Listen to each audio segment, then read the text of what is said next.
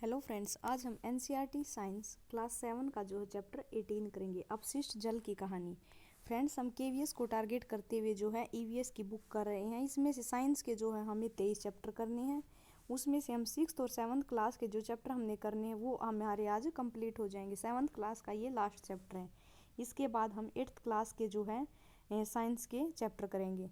Friends, आप सभी chapters देखने के लिए चैनल पर प्लेलिस्ट बनी हुई है, वहाँ जाकर देख सकते हैं। तो देखिए, आज हम ये करेंगे कि अपशिष्ट जल की कहानी।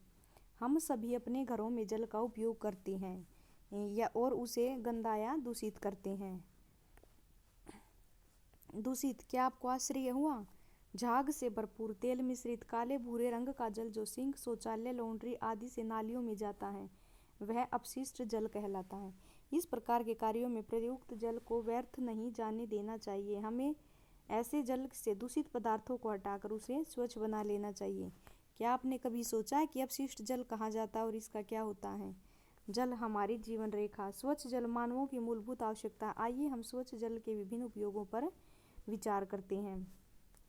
देखिए, स्वच्छ जल के उपयोग जैसे पीने में करते हैं, खाना बनाने में, कपड़े धोने में, नहाने में, तो ये जो है स्वच्छ जल के उपयोग हैं। दुर्भाग्य से उपयोग के लिए उपयुक्त स्वच्छ जल सभी को उपलब्ध नहीं है। एक रिपोर्ट के अनुसार 1 अरब से अधिक व्यक्तियों को, तो कितने व्यक्तियों को सुरक्षित पेयजल उपलब्ध नहीं है? 1 अरब से अधिक। फ्रेंड्स, हमने कल पिछले चैप्टर में पढ़ा था कि पृथ्वी पर जो है 71% जल है, लेकिन उसमें से केवल 0.006% जल ही उपयोग में जो है आता है और 22 मार्च को विश्व जल दिवस के रूप में मनाया जाता है। देखिए, 1 अरब से अधिक व्यक्तियों को जो है स्वच्छ जल पेयजल उपलब्ध नहीं है। इसके कारण विश्व की जनसंख्या का बहुत बड़ा भाग जल संबंधित रोगों से पीड़ित रहता है और मृत्यु का ग्रास हो जाता है। अध्याय 16 में हमने ये पढ़ा था कि कई क्षेत्रों में लोगों, यहाँ तक कि बच्चों को स्वच्छ जल लाने के लिए कई किलोमीटर तक पैदल चलना पड़ता है। क्या यह मानव की गरिमा के लिए गंभीर समस्या नहीं है? अध्याय 16 में जनसंख्या वृद्धि, प्रदूषण, औद्योगिक विकास, कुप्रबंधन तथा अन्य कारकों के कारण एलवन यानी कि ताजे जल की आपूर्ति में बढ़ती कमी के बारे में पढ़ा था। स्थिति की गंभीरता को समझते हुए विश्व जल दिवस 22 मार्च 2005 को संयुक्त राष्ट्र की जनरल असेंबली ने 2005 से 15 की अवधि को जीवन के लिए जल पर कार्य करने के लिए अंतर्राष्ट्रीय दशक के रूप में घोषित किया। तो 2005 से जो है 2015 के वर्ष को जीवन के लिए जल अंतर्राष्ट्रीय दशक के रूप में घोषित किया। और 2003 में ये हमने कल पढ़ा था कि संयुक्त राष्ट्र संघ के द्वारा वर्ष 2003 को जो है अंतर्राष्ट्रीय एलवन जल के रूप में मनाया गया था। इस दशक में किए जाने वाले सभी प्रयासों का उद्देश्य उन व्यक्तियों की संख्या को घटाकर आधा करना है जिन्हें सुरक्षित पेयजल उपलब्ध नहीं है। ऐसा देखने में आता है कि इस उद्देश्य की प्राप्ति के लिए काफ़ी प्रयास किए गए, लेकिन अभी बहुत कुछ बाकी है। जल की सफाई करने के प्रक्रम में जल के स्रोतों में प्रवेश अथवा उसके पुनः उपयोग से पहले उनमें से प्रदूषकों को अलग करना सम्मिलित है। अपशिष्ट जल के उपचार का यह प्रक्रम सामान्य रूप से वाहित मल उपचार कहलाता है। देखिए, ये इसका लोगो है, अंतर्राष्ट्रीय दशक जीवन के लिए जल का ये लोगो है। यह अनेक चरणों में जो है संपन्न होता है। वाहित मल क्या है? वाहित मल घरों, उद्योगों, अस्पतालों, कार्यालयों और अन्य उपयोगों के बाद प्रवाहित किए जाने वाला अपशिष्ट जल होता है। इसमें वर्षा जल भी सम्मिलित होता है जो तेज वर्षा के समय गलियों में जो है बहता है। सड़कों पर और छतों पर बहकर, एक मिनट फ्रेंड्स, सड़कों और छतों के साथ बहकर आने वाला वर्षा जल अपने साथ हानिकारक पदार्थों को ले आता। वाहित मल द्रवरूपी अपशिष्ट होता है। इसमें अधिकांश जल होता है जिसमें घुले हुए और निलंबित अपद्रव्य होते हैं। अपने घर के आसपास, विद्यालय तथा सड़क पर किसी खुली नाली को देखिए और उसमें बहने वाले वाहित जल का निरीक्षण कीजिए। वाहित जल के रंग, गंध और किसी अन्य अवलोकन को नोट कीजिए। अपने मित्रों, शिक्षक या शिक्षिका से इस पर चर्चा कीजिए। इस प्रकार प्राप्त जानकारी को सारणी में लिखिए। हम जानते हैं कि वाहित मल एक जटिल मिश्रण होता है जिसमें निलंबित ठोस, कार्बनिक और अकार्बनिक अशुद्धियाँ, पोषक तत्व, मृत जीवी और रोगवाहक जीवाणु और अन्य सूक्ष्म जीवी शामिल होते हैं।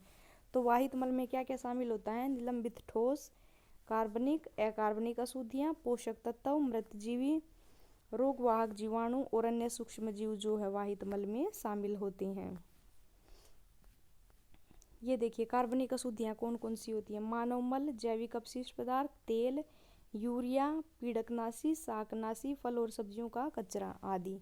और अकार्बनिक अशुद्धियों में क्या क्या होता है। नाइट्रेट, फॉस्फेट धातुएं और पोषक तत्वों में फास्फोरस और नाइट्रोजन युक्त पदार्थ। जीवाणुओं में जो है हैजा, टाइफाइड आदि रोग उत्पन्न करने वाले क्रमशः विब्रियो, कोलेरा तथा साल्मोनेला, पैराटाइफी और अन्य सूक्ष्म जीवों पैचिस आदि रोग उत्पन्न करने वाले प्रोटोजोआ।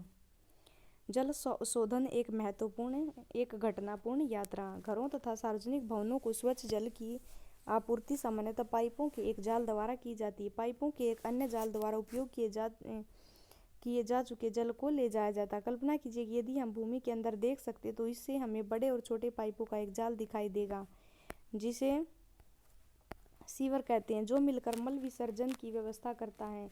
यह एक परिवहन तंत्र की तरह है जो वाहित मल को उसके उद्गम स्थल से उसके निपटान के स्थान और उपचार संयंत्र तक ले जाता है। मल व्यवस्था में मैनहोल सामान्यतः प्रति 50 मीटर से 60 मीटर की दूरी पर दो या अधिक सीवरों के संधि स्थल अथवा उन स्थानों पर स्थित होता है जहाँ दिशा में परिवर्तन होता है।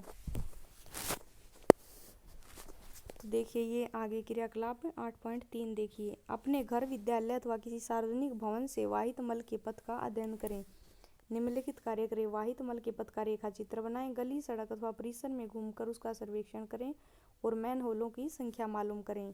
किसी खुले नाले के इर्द गिर्द और उसके जल में कौन से सजीव जीव पनप रहे हैं उनकी सूची तैयार करें।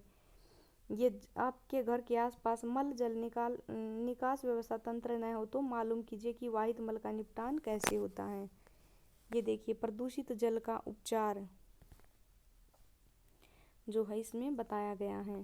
फ्रेंड्स ये इतना इम्पोर्टेंट नहीं है तो हम इससे जो है आगे देखते हैं।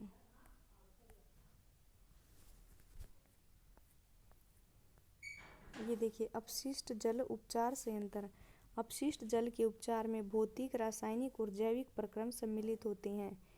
तो अपशिष्ट जल के उपचार में कौन कौन से भौतिक, रासायनिक और जैविक प्रक्रम जो है सम्मिलित होते हैं, जो जल को संदूषित करने वाले भौतिक, रासायनिक और जैविक द्रव्यों को पृथक करने में सहायता करते हैं।